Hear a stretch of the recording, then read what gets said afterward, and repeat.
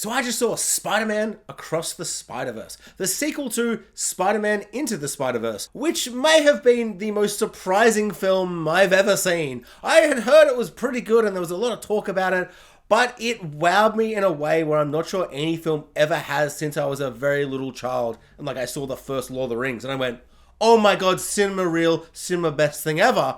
Like, it is such an exciting, amazing film. The animation is unique and visually interesting in a way we've maybe never seen before. It's hilarious. It's emotionally devastating, but heartwarming. It's like one of the only films I can think about where I cry happy and I cry sad. So this film has a lot to live up to, just in terms of expectations, because the first film, Into the Spider-Verse, is a truly special film. Like, it is one of the most amazing films I've ever seen. It is, and it's not just that I was surprised by it, but just like on the many rewatches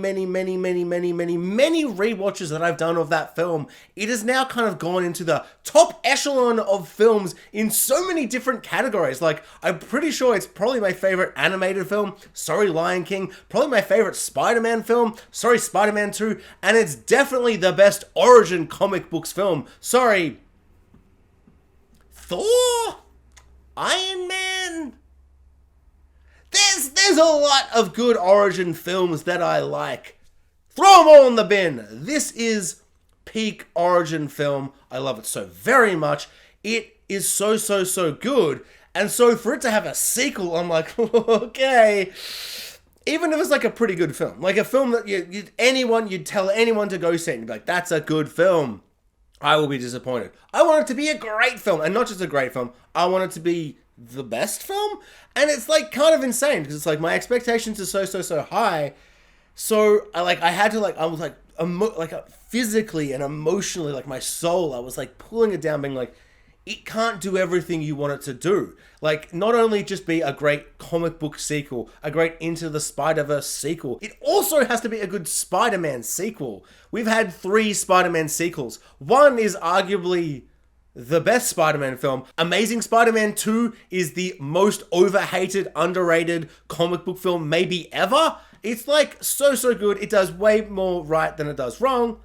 That's a video for another time. And Far From Home is spectacular. Amazing villains, amazing story, so funny, and a great epilogue to the entire of the MCU and Endgame and all those things, and kind of sets up some... Not the video for it! All I'm saying is, we've had amazing sequels that all do unique, different things right. Maybe they do things wrong, but they all do different things right. So, can Across the Spider-Verse meet all those impossible expectations?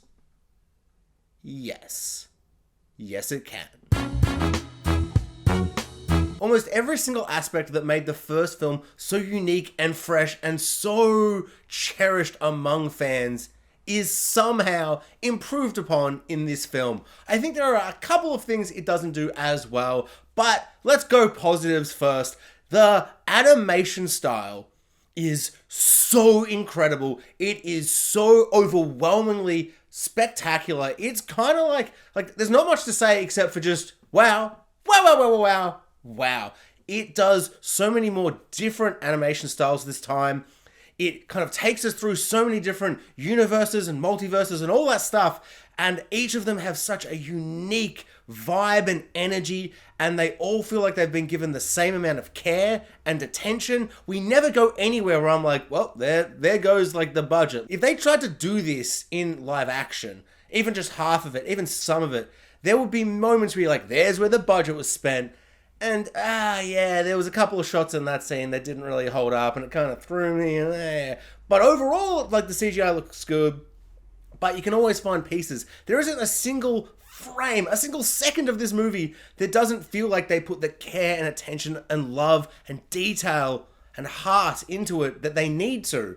And it's just so beautiful. It's kind of so wholesomely wonderful, where it just kind of makes you feel warm and fuzzy inside with just the care and attention to detail, the artistry. It's overwhelming. There's so much packed into so much. There's one sequence kind of in the middle of the movie that just kind of has so much going on, where you could kind of think that maybe they would kind of half-ass a moment like that, and they just go fully into it. They just take two steps into that kind of idea and that moment, and it's so insane. It's one of those scenes where it's like, as I was watching it, it's probably the only thing that didn't draw me out of the film, but I did think, man, there's an Easter egg YouTuber, and he's going to be watching that scene being like, God damn it, I'm going to have to watch this film about 600 times to pick up all the references, because it's so insane and chaotic, and like, there's so much into it, but it doesn't feel like it's put there to be like, check out this. It's like, it's all in service of the story. So the story, I'm not going to spoil what it is or who's doing what or any of that stuff. I'm sure if you've seen trailers or other, synopsises and stuff, you kind of know, but I didn't really know that much, except for what I'd like, every now and then there'd be like a trailer would pop up, like before like a YouTube video, and I'd like close my eyes and turn my head off and try not to hear it, but you hear little sneaks and peeks. But I was surprised by how much I didn't know going in. So, that being said, I won't say what's up, but the villain's spectacular, amazing, visually interesting, and there's some really kind of, at first I was like, oh, okay, that seems a bit like, but then as they kind of developed and kind of changed and we learnt more about them as characters and villains and all this stuff, I was like, hot damn! I like that a lot. That is really interesting. That's really powerful. There's a little kind of funny little kind of reoccurring thing to do with how they're kind of seen and how people view them and how that kind of changes and adapts them. Amazing. And just generally, like, the thing that makes them way better visually than in the first movie is Kingpin. Yes, he's a big, big Kingpin in the first movie.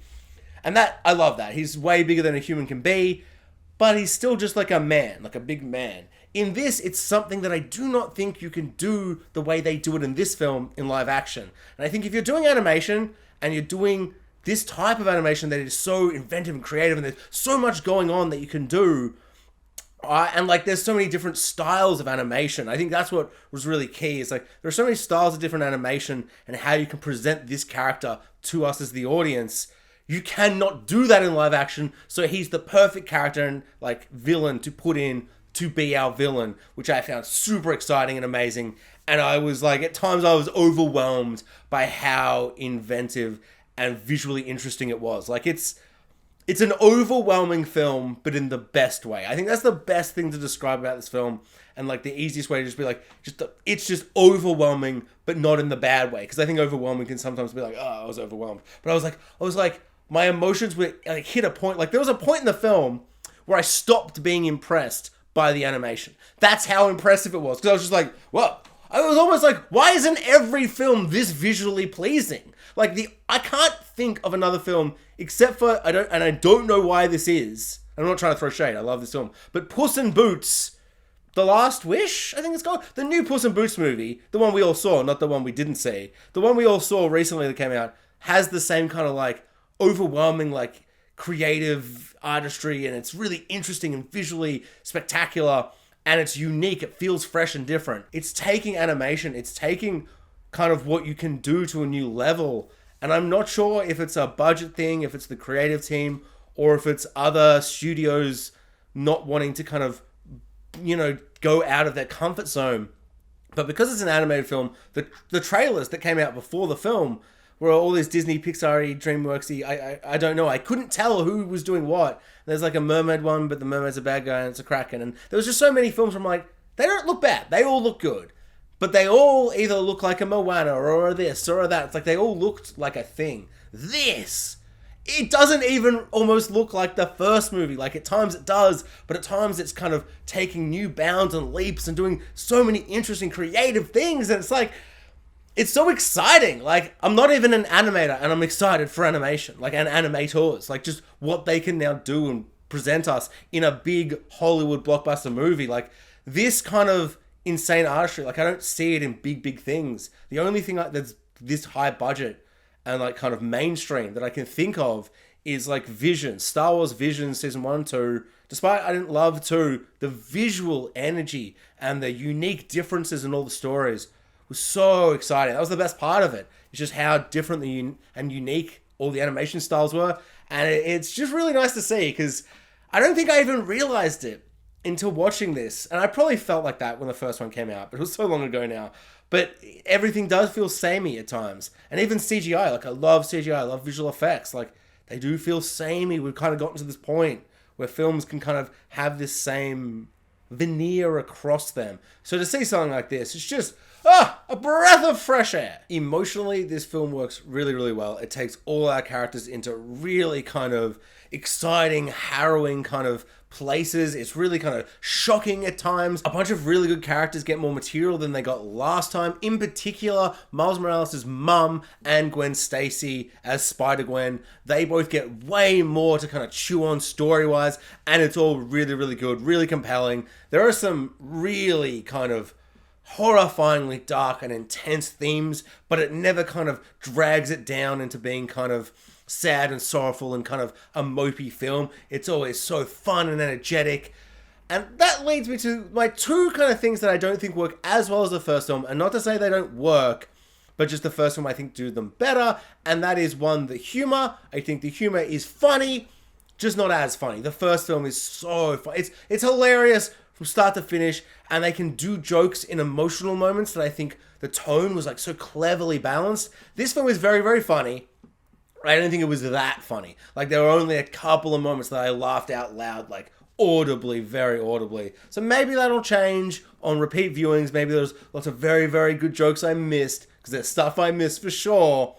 But yeah, the humor, I think, was just, like, not as good as the first. But, I mean, that's not really a big thing for me, because the story kind of takes it to a darker place. It's a more kind of moody story. So maybe they just put less jokes in, who knows? And the other thing that I don't think was as good, not that it wasn't good, is the soundtrack. The original score is still really, really good. It's pretty much just all the same original score from the first movie, which I love. Do that in a sequel. Don't fix what's not broken.